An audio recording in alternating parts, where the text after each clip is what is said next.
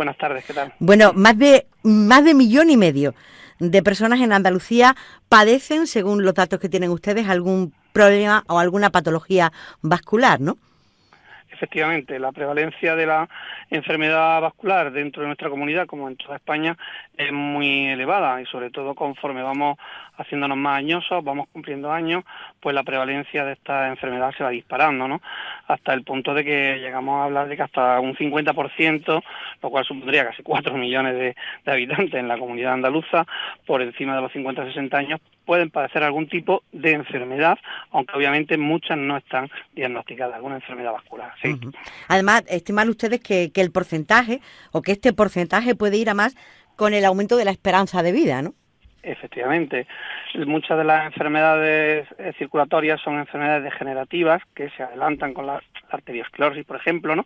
Que se adelanta con malos hábitos, con unos determinados factores de riesgo, ¿no? Pues si aumentamos la esperanza de vida de la población, vamos a aumentar la prevalencia de las enfermedades crónicas, entre ellas las vasculares, y no debemos de olvidar que es la segunda causa de mortalidad junto con las enfermedades cardíacas en nuestra comunidad. ¿Sí? Uh-huh. ¿Cuáles son las enfermedades vasculares, doctor, más habituales entre la población? Bueno, las enfermedades vasculares más prevalentes que tenemos es la insuficiencia venosa, ¿no? Las enfermedades circulatorias derivadas de una alteración en el retorno, ¿no? Es muy frecuente, tiene una prevalencia muy elevada, del 60-70%. Esta es una enfermedad más bien de mujeres por determinados factores de riesgo, como son los embarazos, los cambios hormonales que sufre la mujer a lo largo de su vida, con la menopausia, etcétera.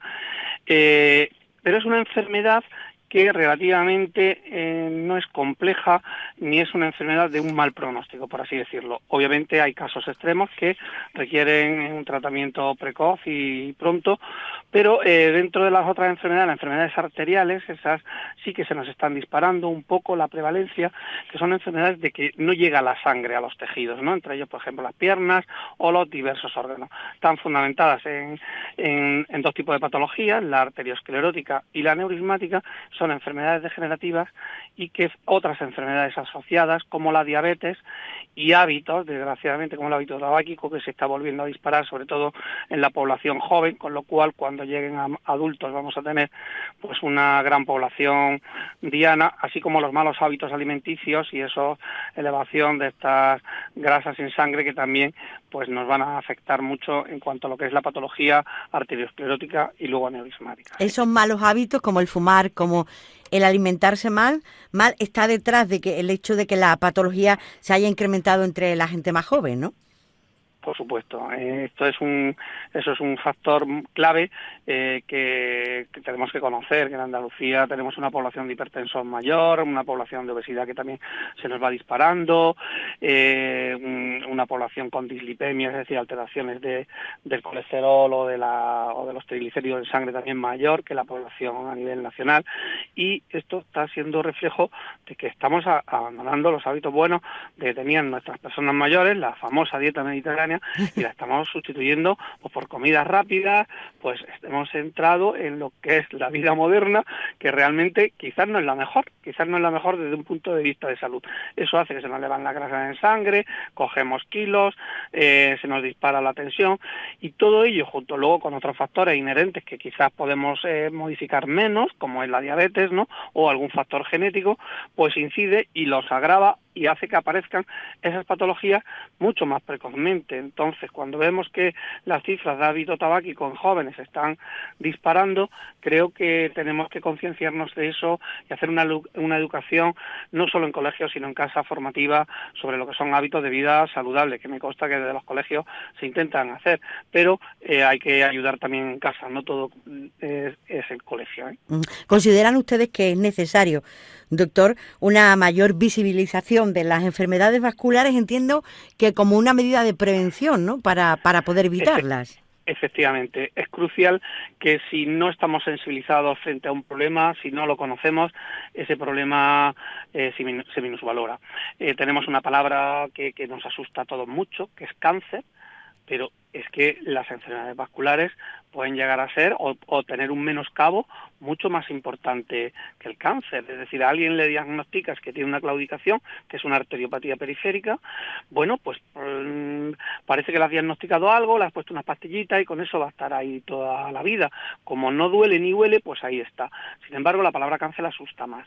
Pero la enfermedad vascular, sobre todo la enfermedad arterial, es un factor pronóstico y un marcador de vida. Es decir, aquellas personas que desarrollan algún tipo de enfermedad vascular a nivel de miembros inferiores, de piernas, pues esto es un marcador de vida, porque la enfermedad vascular no solo se localiza en un punto, es extensiva a todo el árbol vascular, con lo cual quiere decir que vamos a tener afectación a nivel cerebral, que vamos a tener afectación a nivel cardiológico y de otros órganos importantes para la salud, de tal manera que el estudio Framingham, muy antiguo ya de los años 60, decía que un 25% población, porcentaje nada desdeñable de aquella población que se le diagnostica un problema vascular va a fallecer antes de 5 años. Wow. Hay cánceres que duran mucho más. ¿A qué ese dato impresiona? Muchísimo. Pues hay que hacer visible esto, hay que hacer que esto se puede prevenir, y los que ya, pues por suerte o por desgracia, no se ha podido prevenir, pues también tienen que saber que existe un tratamiento y que cuanto más precoz hay este tipo de tratamiento y más pronto empezamos, mejores van a ser los pronósticos de cara a vitales que tenemos, que luego no solo son vitales, porque a una persona que por desgracia de una enfermedad vascular se le amputa una pierna, el menoscabo de la calidad de vida que sufre ese paciente, y ya no solo él, sino la familia que le rodea y el entorno que hay que modificar, que desgraciadamente en algunos sitios será más fácil en un ámbito urbano, pero en un ámbito rural, en una casa con 3 plantas, una persona amputada, pues muchas veces lo cercena o lo condena ya a vivir en una habitación, ¿eh? Es importante dar visibilidad, es importante conocer el problema y es importante saber que hay soluciones tanto preventivas como curativas. Doctor, ¿qué es el síndrome del escaparate? Pues precisamente al que venimos haciendo referencia. El síndrome de escaparate científicamente es una claudicación. Claudicación es que paramos, que hay que hacer una pausa, ¿no? Y eso es por una afectación de la circulación a nivel de los miembros inferiores. Es decir, no le llega tanta sangre a las piernas como ellas demandan en un momento determinado. En reposo, nuestras demandas de sangre son mínimas. Cuando hacemos ejercicio, esta demanda de sangre es mayor. ¿Qué pasa entonces?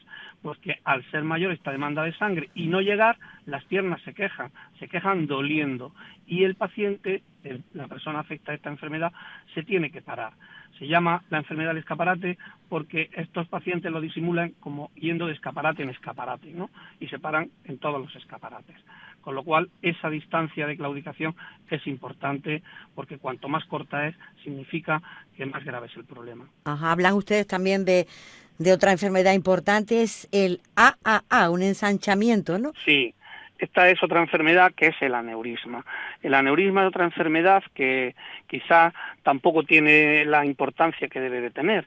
Un aneurisma de aorta abdominal, que es uno de los más frecuentes que tenemos, es un ensanchamiento. Tenemos una tubería, la tubería principal del cuerpo, que es la aorta, que sale del corazón y llega hasta las piernas prácticamente. Pues en un punto determinado de su trayectoria se va dilatando como consecuencia de la debilidad de la pared, como consecuencia de la arteriosclerosis, como consecuencia de la hipertensión. Es como un globo al cual vamos inflando. Llega un momento en que el globo ya no resiste y explota. Es decir, llega un momento en que la arteria se dilata tanto que explota. Claro, lo que sale una vez que explota la arteria aorta no es agua, es sangre, y eso produce una sanguinación y conduce a una muerte prácticamente fatal en un 95% de los casos. Ajá. Es una enfermedad que es totalmente asintomática, porque lo único que tenemos es una dilatación de esa arteria dentro del cuerpo, y se descubre pues muchas veces fortuitamente al hacer algunas exploraciones, como por ejemplo en los varones, al mirar la próstata mediante una ecografía, etcétera. Entonces, desde la sociedad pues abogamos porque se haga un screening a partir de una determinada edad, de los 50, 60 años, de esta enfermedad, que es una ecografía abdominal, y realmente es un screening muy preciso, que no lo descartaría completamente. ¿Y por qué es eso?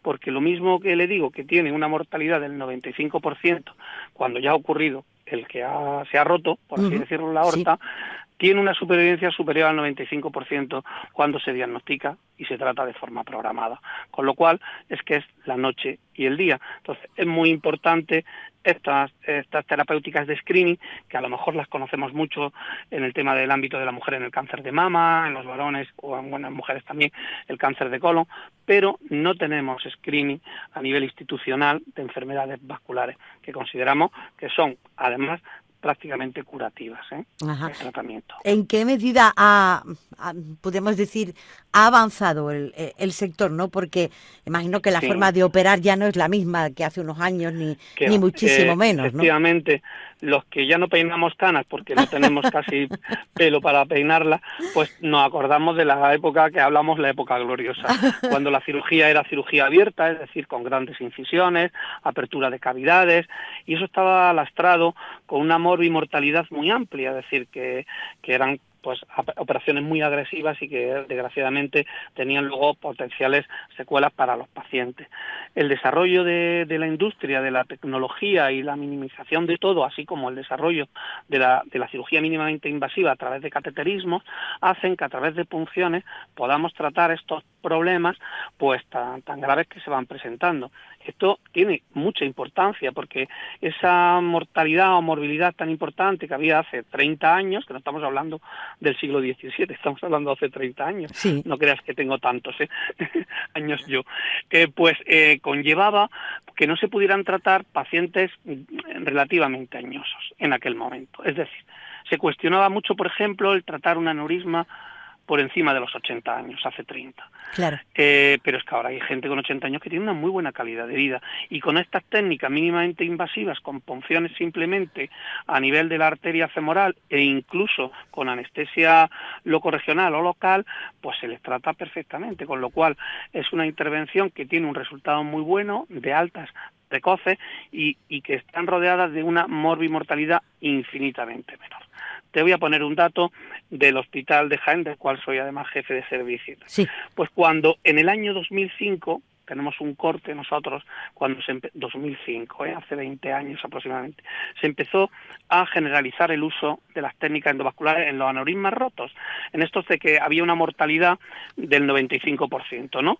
Sí. La mortalidad global del 95% se entiende entre todos aquellos que les ocurre, porque hay muchos de ellos que no llegaban al hospital, fallecían antes de llegar al hospital. Bueno, pues dentro de los que conseguían llegar al hospital todavía con un hálito de vida, pues esta mortalidad en nuestro servicio era del 70%. Desde que se empezaron a aplicar las técnicas endovasculares en aneurismas rotos, ha caído al 23%. Es un dato importantísimo. Es decir, no solo hay que generar pues un conocimiento, pero la gente no se tiene que asustar. Todo hay que preguntarlo porque hay soluciones y muchas veces las soluciones son menos graves de lo que la gente piensa también.